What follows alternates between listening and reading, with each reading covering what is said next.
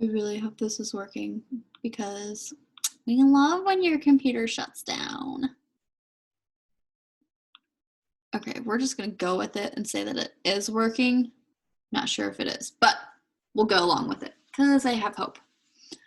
So number 10 says, which one of the following pairs of birds cannot be among those birds contained in the forest? So we're talking about our pairs of birds, meaning our answer choices.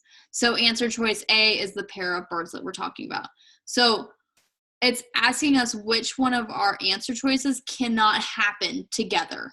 So can we have J and W together being chosen, basically together? We can't. In any one of those worlds, I can't have J and W together. So I'm liking this one so far. B, can we have J and S together? We totally could. In that first world, we can make it happen. We can manipulate S to go into our in. So we can have that be among the birds chosen. S and W, that can happen in 8. So because we can make that happen, that means that C is wrong. We're looking for something that cannot happen.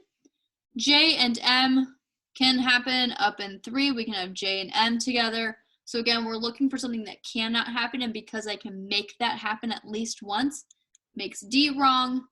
S and M together, well, yeah, I have that happening here, and I could have that happen down here. So because I can make that happen, it is a wrong answer choice. So our answer becomes answer choice A, because we can make it happen.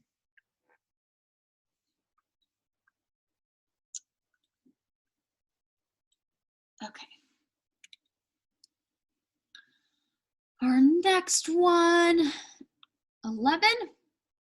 If G's are in the forest, then which one of the following must be true? So it's another must be true. So we could potentially predict this one.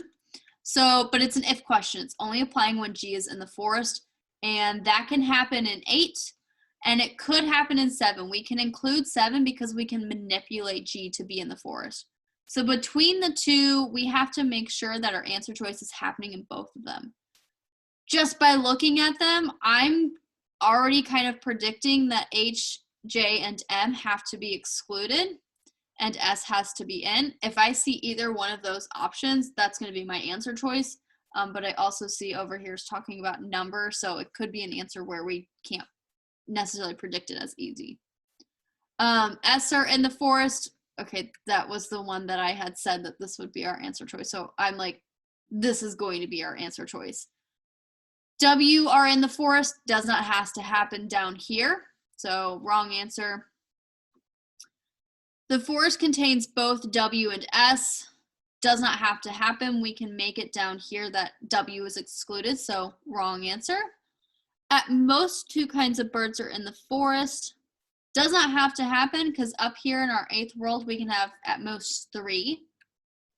And at least 3 kinds of birds are in the forest. Does not have to happen. In my 7th world, I have at least 2. I actually can only have 2. So this does not have to happen, which is our answer choice. So if you're feeling confident in your diagramming and your world, in my opinion, you can pick the answer and move on and not even have to deal with B through E. But I mean, as you see, it took me less than 5 seconds, 10 seconds to go through B through E, and that's totally fine. Even I still do that when my answer choice is A, because that makes me a little nervous when A becomes my answer choice. So last and final one, suppose the condition is added that if shrieks are in the forest, then H are not. If all the other conditions remain in effect, which one of the following could be true? So fun fact, this is a kind of substitute question. It's like an older substitute question. These older tests have substitute questions in them, but not in the way that they are in our modern tests. In our modern tests, we are figuring out which one of the following answer choices could substitute for the rule. And this one, I mean, technically we're not even substituting, we're just adding a new rule. So we're going to, our new rule is, oh, where's my pen? If S is in the forest, then H are not. So I'm going to go through and see where I can apply that rule. Basically, we're treating it as a new rule. So we go all the way back up to our first world and apply that rule. So in world number 3, we can actually do kind of a shortcut with this one because we know where our necessary variable is. Our necessary variable is included, which means H is always included. So that means that if S are in the forest, and that means that H can't be in the forest, it means that we cannot include S.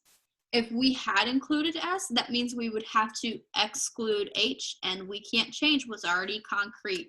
So that means that S has to be excluded in that world.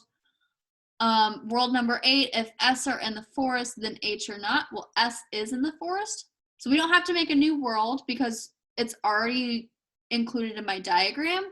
Then H are not. We're good there because H is excluded. 9, S is in the forest, H is included, which means we can cross this world out for the purpose of this question. Same with 6, if S is included, H is not included, and 7 is fine. So basically we eliminate 9 and 6 and we figure out where S goes in 3. Which one of the following could be true? So we're gonna go through and see which one of the following could be true based on our 3 worlds. The forest contains both J and S. Can I have that happen? Nope, I'm gonna pick one or the other. They can't go together. Forest contains both W and S. Could that happen? That can happen in 8. I can have W and S together, so I'm liking that one so far. The forest contains M and S. Nope, I'm gonna have to pick one or the other. S is always excluded in this one. And in my other 2, M is always excluded, so I can't have both of them in there. J's are not in the forest, whereas Martins are. Can I have it be where J is not in the forest and M is included? Nope, because in the worlds where I have J not in the forest, M also is not in the forest. So, wrong answer. Only 2 of the 6 kinds of birds are not in the forest. Could that be true? Well, in my first world, if I excluded everything, only 2 of the 6 kinds of birds are not in the forest. Oops, sorry, other way. If I included M and said that I'm going to include everything that I possibly can to make it so that I can get it down to 2 excluded, I'm always going to have 3 excluded in 3. I'm always going to have 3 excluded in 8. I'm always going to have actually 4 excluded in 7. So I cannot make it happen where only 2 of them are excluded. Wrong answer, which leaves me with B. Forest contains both S and W. And that's the game. That is PT33 game 2 using the circle slash method. I hope it brings to light how easy this method can be when answering or when using our diagrams for our questions, because they do become easy.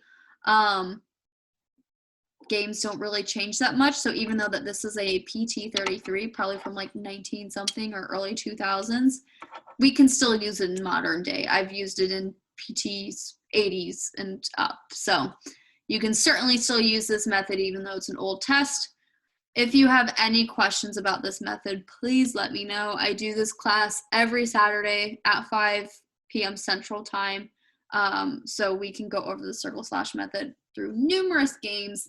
And if you want to do a one-on-one with me, we can go over it more in depth about specifically what you're dealing with.